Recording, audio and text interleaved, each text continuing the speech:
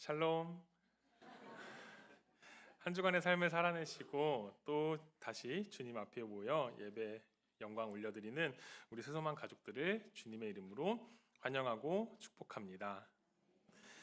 저희 교회 좋은 전통이죠. 부활주일 기쁜 복음의 소식을 내 가족과 내 이웃과 내 친구들에게 전하는 라이프 투게더.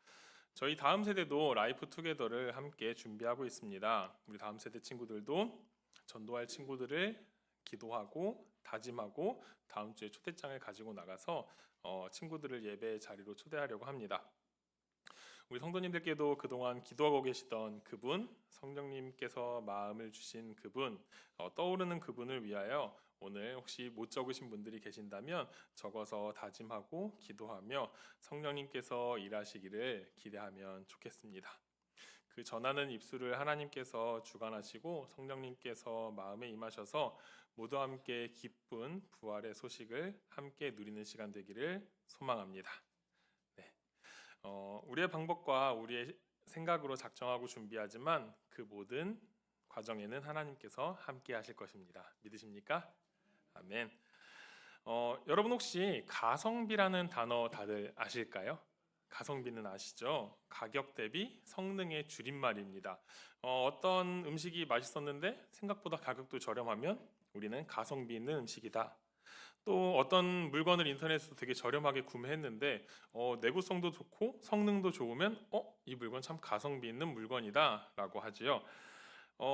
이거는 다른 질문인데요. 제가 설교를 준비하다가 알게 된 단어인데 혹시 시성비라는 단어는 혹시 아실까요? 시간 대비 성능. 오, 1부 때는 아무도 답 안 해주셨는데. 네, 시간 대비 성능의 줄임말입니다. 근데 이게 어디서 쓰일까요? 어디서 많이 쓰이는지 혹시 우리가 많이 보는 유튜브에서 쓰이는 말이라고 합니다. 유튜브에서 어떤 영상을 볼 때 그 시간을 대비해서 얼마나 그 영상이 유익했느냐, 나에게 도움이 됐느냐에 따라서 쓰이는 단어라고 합니다. 긴 영상을 쇼폼으로 보아서 그 내용을 다 파악하거나 16부작의 드라마를 1시간 만에 줄거리를 축약해 놓은 그런 영상들이 있습니다. 책이나 영화의 줄거리들을 간단하게 쭉 축약해주고 간단하게 리뷰해주는 그런 영상을 볼 때 사람들이 말한다고 합니다. 이 영상 시성비가 참 좋네 라고요. 긴 내용의 것을 짧게 볼 때 얼마나 이게 효율적이었냐, 이게 얼마나 효과적이었느냐를 따지는 그러한 단어입니다. 심지어 어떤 사람은 16부작의 드라마의 줄거리를 1시간 만에 축약해 놓았는데 그것을 1.5배속 혹은 2배속으로 해서 보는 사람이 있습니다. 저희 집에 있고요. 이렇듯 사람은 굉장히 효율적으로 합리적으로 살아가려고 노력을 합니다. 그러다 보니 어떤 것을 할 때 많이 묻고 따지고 그 묻고 따진 거의 답에 따라서 행동을 합니다. 그런데 여기서 드는 의문은 과연 정말 사람이 그렇게 효율적이고 합리적인가라는 것이죠. 생각보다 사람이 합리적이고 효율적이지 않다는 것을 스스로를 돌아보면 알 수 있지 않습니까? 그리고 무엇보다도 우리 기독교만큼은 효율과 합리를 따지지 않습니다. 그게 중요하지 않다가 아니라 그것을 초월했기 때문입니다. 대표적인 예가 바로 전도와 선교이죠. 전도와 선교는 어떻게 보면 합리성도 효율성도 다 무시한 행동입니다. 왜냐하면 한 영혼이 너무나 귀하기 때문에 효율과 합리를 초월해서 일을 하는 것이죠. 그러나 이 전도와 선교를 우리가 세상적으로 생각해 보면 어떻습니까? 이보다 의미 없는 일이 또 있을까 싶지 않으신가요? 1년에 300일을 전도하는 교회가 있다고 생각을 해봅시다. 그런데 1년 동안 한 사람도 전도가 되지 않을 때도 있다면 세상적으로는 정말 이보다 의미 없는 일이 없을 것입니다. 심지어 근데 이게 세상적으로뿐만 아니라 교회 안에서도 이런 생각이 들기도 합니다. 많은 사람이 모여서 많은 자원을 들여서 전도하고 선교합니다. 그러다 보니 우리는 생각하죠. 이 정도 투자하고 이 정도 시간과 노력을 들였다면 이 정도는 되어야 하지 않나라는 그런 효율과 효과를 생각하게 됩니다. 그러나 전도와 선교에는 그런 것이 없죠.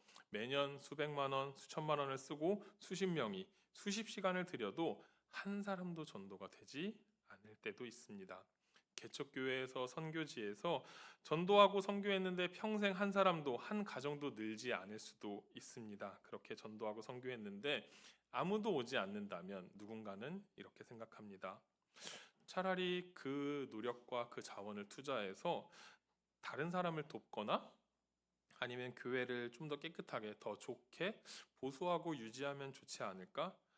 또 그렇게 전도에 많은 에너지를 쏟는 것이 전도 좋은 거고 선교 좋은 게 맞는데 꼭 이렇게까지 해야 할까라고요.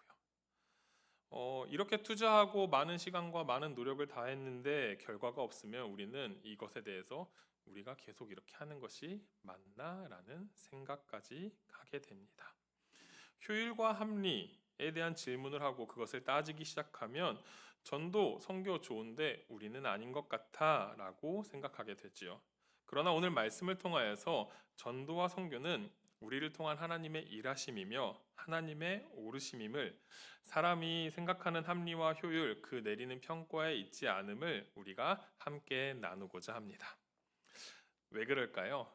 전도와 선교는 하나님께서 일하시기에 그렇습니다. 한번 따라해 보시겠습니다. 하나님께서 일하십니다. 네, 지금 제가 나눈 얘기하는 정말 반대되는 내용인데요. 오히려 결과가 너무 좋을 것 같아서 합당하지 않은 일이 생길 것 같아서 전도와 선교를 포기했던 하나님의 명령을 어긴 선지자가 있습니다. 바로 요나입니다. 이 요나는 아모스와 같은 시기에 활동했던 선지자인데요. 우리가 요나서만 보면은 요나가 과연 선지자가 맞나라는 의심이 드는 인물입니다. 왜냐하면 하나님의 말씀을 어긴 것을 넘어서서 그렇습니다. 근데 이 요나라는 인물을 살펴보기 위해서는 열왕기하 14장 23절에서 29절 말씀을 읽어보면 좀 더 자세히 알 수 있습니다. 요나는 북이스라엘에 있던 선지자이고요. 여로보암 2세가 통치했던 시기에 활동했던 선지자입니다.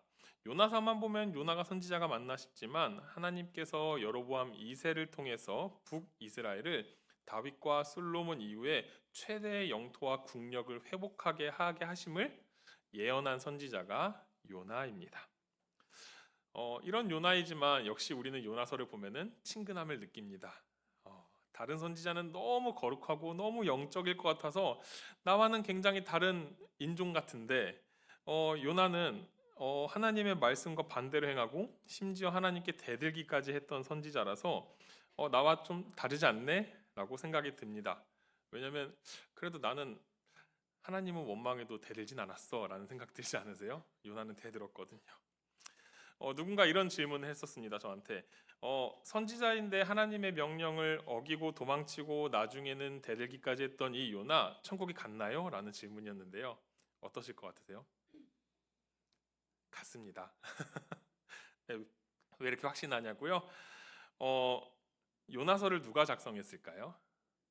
요나가 작성했습니다. 네, 요나가 작성한 요나서가 성경책의 한 일부분이 되었다면 당연히 천국에 있지 않을까요? 이렇게 요나가 자신의 수치, 잘못이 담긴 내용을 그대로 기록한 이유가 있습니다. 그것을 그렇게 기록해서 저희에게 전하고자 하는 메시지가 있기 때문입니다. 그래서 요나서를 읽는 독자들은 왜 요나가 이렇게 행동했을까? 또 각색하지 않고 자기에게 좋은 대로 해서 쓰지 않고 왜 있는 그대로 적었을까라는 그 의도를 염두하며 우리가 성경을 읽어야 합니다. 요나서의 도입은 이런데요. 하나님께서 북이스라엘 선지자 요나에게 니느웨로 가가지고 너의 악독함이 하나님께까지 전해졌다라고 선포하라고 하나님이 시켰습니다. 니느웨는 당시 고대 근동의 패권 국가였던 아스르의 수도였고요.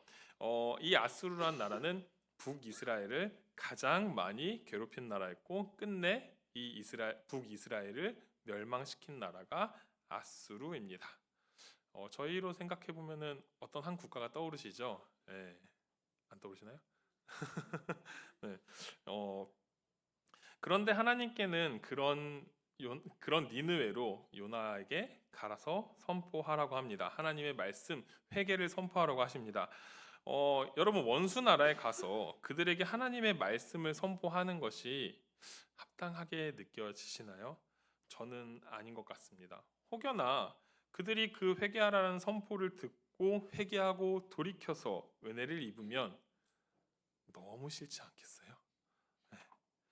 이 시기에 아수르는 겉모습은 대제국의 모습을 하고 있었지만 그 세력이 악화되고 있었습니다. 그 요나가 예언했던 북이스라엘 여로보암 2세 때 국력이 회복한 것은 그들이 이렇게 약화된 틈을 타서 회복을 했던 건데, 요나 입장에서는 그들을 이대로 두어서 아수르가 하나님께 심판을 받고 힘을 잃고 그 영향으로 계속해서 북이스라엘이 강력해져서 강대국이 되는 게 더 좋지 않겠습니까?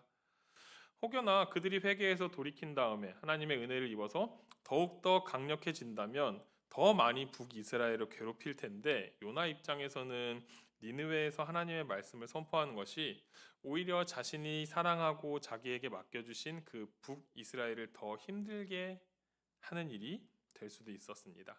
그리고 그 일이 실제로 일어납니다. 우리는 성경을 읽었기에 결과를 다들 알고 계시죠? 처음 듣는 얘기신가요? 우리의 생각에는 원수 나라의 만큼은 하나님의 말씀을 전할 수 없어, 선포할 수 없어 라고 하나님의 말씀을 어기는 요나가 더 합당해 보입니다. 그렇게 요나는 자신의 합당성, 그 옳음을 주장하면서 하나님께서 보내신 동쪽이 아니라 서쪽 끝으로 가고자 합니다. 니느웨 반대편, 당시 문명권에서 갈 수 있었던 가장 먼 곳 다시스라는 곳으로 가고자 합니다. 다시스를 오늘날 추정하기로는 스페인 남부의 타르테소스 지중해 기준으로 했을 때 지브롤터 해협 바깥쪽에 있는 도시로 가려고 했던 것입니다. 이외에 우리 모두가 아시다시피 가다가 폭풍을 만났고 요나는 배에서 던져지고 물고기 뱃속에서 3일을 있다가 요나가 물고기 뱃속에서 기도합니다. 구원은 여호와께 속하였나이다라고요. 그렇게 하나님께 기도한 요나는 이제 물고기가 육지에 퇴하고 토해버리죠. 육지에 나온 요나에게 다시 하나님의 말씀이 임합니다. 3장 2절 말씀인데 제가 읽어드리겠습니다. 일어나 저 큰 성읍 니느웨로 가서 내가 내게 명한 바를 그들에게 선포하라. 하나님께서 다시 요나에게 말씀하셨고 요나가 이제는 하나님의 말씀에 순종합니다. 요나가 도착한 그 니느웨의 크기를 보면은 아수르의 위상을 알 수 있습니다. 도시에 얼마나 많은 사람이 살았고 도시가 얼마나 컸는지 사흘은 둘러보아야 할 정도로 큰 성읍이었습니다. 최소 3일은 돌아다니면서 요나가 하나님의 말씀을 선포해야 하는 그런 도시였는데, 구원은 하나님께 있습니다 고백했던 이 요나가 니느웨 성읍을 보자 또 마음이 바뀌었는지 단 하루만 다니면서 외칩니다. 40일이 지나면 니느웨가 무너지리라. 그런데 여러분, 저희 한번 상상해 보시면 좋을 것 같아요. 천왕역에 어떤 외국인이 딱 등장을 합니다. 그러더니 한 달 뒤에 지진이 나서 천왕산이 무너져서 이 모든 아파트가 다 무너질 것입니다 라고 외치신다면 믿으실 분 혹시 계십니까? 안 계시죠? 네, 저도 안 믿을 것 같습니다. 근데 지금 놀랍게도 요나가 하루 동안 외친 그 소리에 니느웨 모든 사람들이 금식을 선포하고 베옷을 입습니다. 그리고 그 소식이 왕에게 들립니다. 니느웨에 있던 왕이라면 이렇게 반응을 해야 되지 정상 같아요. 아니, 이 백성들이 왜 이래 도대체? 저런 소리에 미혹되지 말고 빨리 생업으로 돌아가 라고 오히려 백성을 다독이고 잡아야 할 왕이 왕조차도 똑같이 굵은 베옷을 입고 심지어 제 위에 앉습니다. 이 굵은 베옷과 재는 애도할 때, 재앙이 임했을 때, 극도로 슬픔에 빠졌을 때 성경에 등장하는 것들인데요. 변방의 작은 나라에서 온 한 외국인이 외친 소리에, 그것도 40일 뒤에 니느웨가 무너진다는 이 헛소리에 니느웨에 있는 모든 사람들과 왕이 즉각 반응했습니다. 이게 바로 하나님의 일하심입니다. 우리는 전도와 선교를 우리의 일로 착각합니다. 그것에 들어가는 시간, 노력, 재물을 나의 것을 투자했다고 여깁니다. 아닙니다. 시간도 노력도 할 수 있는 체력도 건강도 그 상황도 하나님께서 주신 것입니다.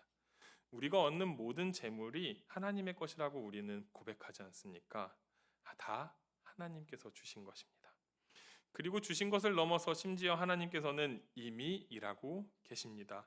이미 듣는 자의 마음을 하나님께서 일하셔서 듣고 변화하고 즉각 반응하게 하셨습니다. 저희 교회가 전도한 모습을 보고 오신 분이 계십니다. 전도 받은 것이 아니라 그 모습을 보고 오셨습니다. 이미 그 마음에 하나님이 일하신 것이죠. 사랑하는 성도님들, 전도와 선교는 하나님의 일하심입니다. 우리는 그저 그 일하심에 참여할 수 있게끔 그 특권을 허락받은 자들이며 그 은혜를 누리는 자들입니다. 단 하루만 선포한 요나의 그 선포에 니느웨의 모든 사람들이 회개했습니다. 그들의 회개에 하나님께서 뜻을 돌이키셨습니다. 하나님께서 나를 통해 일하시는 것도 놀라운데 나의 입술의 고백을 통해 하나님께서 뜻을 돌이키신다는 것이 얼마나 큰 은혜이며 얼마나 큰 영광입니까? 그런데도 요나는요, 선지자였는데 여전히 자신의 합당함에 갇혀 있습니다. 4장 1절과 2절을 저희 함께 읽어보겠습니다. 시작. 요나가 매우 싫어하고 성내며 여호와께 기도하여 이르되 여호와여, 내가 고국에 있을 때에 이러하겠다고 말씀하지 아니하였나이까? 그러므로 내가 빨리 다시스로 도망하였사오니 주께서는 은혜로우시며 자비로우시며 노하기를 더디하시며 인애가 크시사 뜻을 돌이켜 재앙을 내리지 아니하시는 하나님이신 줄을 내가 알았음이니이다. 요나는 회개하는 니느웨 사람들을 보며 감사하는 것이 아니라 하나님을 원망합니다. 자신의 생각에는 니느웨가 회개하고 아수르가 하나님 앞에 멸망을 벗어나고 하나님의 은혜를 입는 것이 합당하지 않았기 때문입니다. 혹시 우리도 이렇게 하나님 앞에서 생각하고 행동하고 있지는 않나요? 오랜 시간 만약 나를 괴롭힌 사람이 있다고 생각을 해봅시다. 그 사람이 나를 괴롭게 함으로써 심지어 잘 먹고 잘 살고 있습니다. 그의 단점은 딱 하나입니다. 예수님을 믿지 않는 것. 그가 예수님을 믿지 않음으로 지옥에 갈 것이 어쩌면 나의 위로와 위안이었는데 인생의 마지막을 얼마 남겨두지 않고 어느 날 갑자기 돌이켜서 회개하고 예수님을 믿고 천국에 가게 되었다면 어떤 생각을 하실 것 같으십니까? 하나님, 이게 옳습니까? 저 사람이 나를 괴롭힌 게 얼만데, 저 사람이 나를 괴롭게 해서 잘 먹고 잘 산 게 몇 년인데 라고 소리치지 않을까요? 그런데요, 하나님이 옳습니다. 무조건 하나님께서 옳습니다. 따라하시기 힘드시겠지만 한번 함께 외쳐볼까요? 네, 하나님께서 옳습니다. 아멘. 요나가 성내는 것을 들으며 하나님께서 정말 마음이 아프셨을 것 같습니다. 요나가 하나님 앞에 이렇게 하실 거면 차라리 절 죽이시지 그러셨어요. 아니, 차라리 지금이라도 저를 죽여주세요라고 했던 이 요나에게 하나님이 요나야, 네가 화를 내는 것은 옳지 않아라고 얘기하십니다. 그러나 그 마음이 단단하게 굳어버린 요나는 하나님의 말씀을 듣지 않습니다. 우리도 그렇습니다. 내 뜻과 다른 하나님의 오르심 앞에서 우리의 마음도 때론 단단하게 굳어버립니다. 내 소원만 안 들어주시는 하나님, 내 기도만 들어주시지 않는 하나님, 나를 무시하는 하나님, 다른 사람의 기도는 다 들어주시는 것 같은데 나만 싫어하고 나만 미워하는 하나님이라고 때때로 원망합니다. 그 원망 가운데 가장 먼저 하는 것, 성경 읽지 않고 기도하지 않고 교회를 멀리하게 됩니다. 요나도 그랬습니다. 그래서 니느웨가 멸망하는지 안 하는지를 지켜보고자 성 바깥으로 나가 움막을 짓고 저것들이 끝까지 회개하는지 아니면 지금 이 상황을 모면하려고 저러는지 지켜보기로 마음을 먹습니다. 그런데 이제 하나님의 관심은 니느웨가 아닙니다. 요나에게 있으십니다. 하나님께서 요나를 바라보십니다.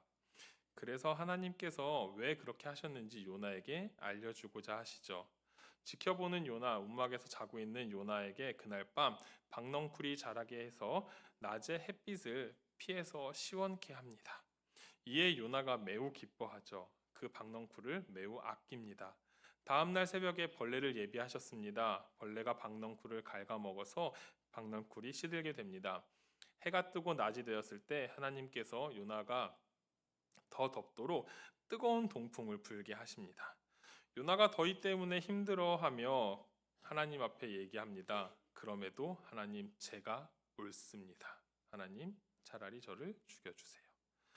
그런 요나에게 하나님께서 말씀하십니다. 요나야, 박넝쿨이 사라진 것에 네가 화를 내는 게 옳으니? 요나는 네, 제가 죽기까지 옳습니다 라고 합니다. 그런 요나에게 다시 말씀하십니다. 네가 수고도 하지 않고 키우지도 않고 하룻밤만에 자란 박넝쿨을 그렇게 기뻐하고 아꼈는데 나를 모르는 자가 12만 명이나 있고 가축도 많이 있는 니느웨를 내가 어찌 아끼지 아니하겠느냐라고요. 이렇게 요나서는 끝이 납니다. 니느웨도 하나님께서 창조하셨습니다. 하나님께서 섭리 안에 있었습니다. 하나님께서 아끼시는 것이 당연하지요. 하나님께서 하나님의 마음이 어떤지 질문하며 요나서가 끝이 났기에 마치 열린 결말 같지만 아닙니다. 이 요나서의 질문 하나님께서 오늘날 우리에게도 똑같이 질문하고 계십니다. 내가 어찌 아끼지 아니하겠느냐라고요. 사랑하는 성도님들, 하나님께서 일하십니다. 하나님께서 오르십니다. 아멘. 아멘. 우리의 효율, 합리, 합당함 안에서 전도와 선교에 이렇게 많은 에너지, 많은 사람, 많은 시간, 많은 자원을 사용하는 것이 맞나? 그 외에 내 인생에 이런 것들이 있을 때마다 이것들이 맞나 싶을 것입니다. 네, 맞습니다. 그게 옳습니다. 제가 이 설교를 준비하면서 찾아본 것이 있습니다. 대한민국 그 개신교도 수를 한번 찾아봤는데요. 이 통계치가 어떻게 되냐면 대한민국 인구가 약간 5,100만에서 5,150만 정도 된다고 합니다. 그 중에 개신교도 수는 보수적으로는 770만, 넓게는 1,000만 정도로 추산합니다. 그 중에 이름만 교인인 가나안 성도는 약 30% 정도 된다고 합니다. 설교를 준비하면서 이 통계를 찾아봤는데 정말 뜬금없이 갑자기 눈물이 쏟아졌습니다. 네, 가만히 자리에 앉아서 한참을 울었습니다. 니느웨 성읍을 아꼈던 그 하나님의 마음이, 니느웨 성읍을 바라보셨던 그 하나님의 마음이, 그 슬퍼하시고 안타까워하시는 마음이 제게 갑자기 찾아왔습니다. 또한 요나를 바라보셨던 그 마음이 제게도 느껴졌습니다. 내가 어찌 아끼지 아니하겠느냐. 5천만이 넘는 인구 중에 4천만이 하나님을 모르고 믿지 않는 이 나라를 바라보시는 하나님의 마음이 얼마나 아프실까. 세상의 세계의 선교지를 바라보시는 하나님의 마음이 얼마나 찢어질까 말이죠. 하나님의 마음이 어디 있는지 우리는 항상 궁금해합니다. 사랑하는 성도님들, 하나님의 마음은 전도의 선교에 있습니다. 우리가 하나님의 마음이, 하나님의 뜻이, 나를 향한 하나님의 계획이 어디에 있는지 알고 싶다면 전도하고 선교에 참여하시면 됩니다. 우리 아이들의 비전, 우리 아이들의 미래 하나님께 알려달라고 그만 기도하셔도 될 것 같습니다. 자녀와 미래의 비전을 알려달라고 하실 때 그런 기도보다는 우리 자녀의 마음과 눈과 생각을 전도에, 선교에 그 뜻을 두게 하면은 될 것 같습니다. 하나님의 뜻이 있는 그 자리에, 하나님의 마음이 있는 그 자리에 우리와 우리 자녀가 곧 하나님께서 예비하시고 일하시는 그 자리에 우리가 있을 때 우리의 비전과 미래도 그 자리에 있을 줄로 믿습니다. 부끄러운 이야기지만 아들이 목사이고 며느리가 전도사인 분이 한 분 계십니다. 저희 아버지인데요. 네, 저희 아버지도 반쯤 가나안 성도십니다. 물론 이 설교를 보시면 절대 아니라고 하실 것 같습니다. 그런데 본인이 나가고 싶을 때 교회를 나가고 거의 잘 안 나가시는 거를 우리는 가나안 성도라고 부르기로 했죠. 사회적 합의가 됐습니다. 유튜브로 설교 듣는다고 하십니다. 유튜브로 예배 드리신다고 하고 홀로 산책하며 기도하신다고 합니다. 그런데 교회를 잘 안 나가십니다. 가나안 성도 맞죠? 네. 그래서 제가 이번 라이프 투게더 말씀을 준비하면서 저에게 하나님이 주신 마음이 있습니다. 그리고 또 다음 해피 투게더에도 꼭 하라고 하신 말씀이 있습니다. 아빠 초대해봐. 네. 그래서 한번 이번에 초대해 보려고 합니다. 아버지 부활절인데 아들 교회 한번 오셔서 예배 드려 보시는 건 어떨까요? 라고요. 초대장 다음 주에 가지고 아버지 뵈러 가려고 합니다. 사랑하는 성도님들, 1부 때는 안 하셨. 어이구. 네. 네. 사랑하는 성도님들, 우리 이 시간 함께 라이프 투게더 다짐을 작성하고자 합니다. 하나님께서 주시는 마음이 있으실 것입니다. 성령님의 감동 가운데 생각나게 하시는 분이 있을 것 같습니다. 떠오르는 이름이 있다면 지금 이 시간 작성하셔서 예배 마치고 나가실 때 제출함에 제출해 주시면 감사하겠습니다. 네. 혹시 펜이 필요하시면은 우리 뒤에 교역자분들께 손을 들어서 표시하시면은 펜을 전달해 드리도록 하겠습니다.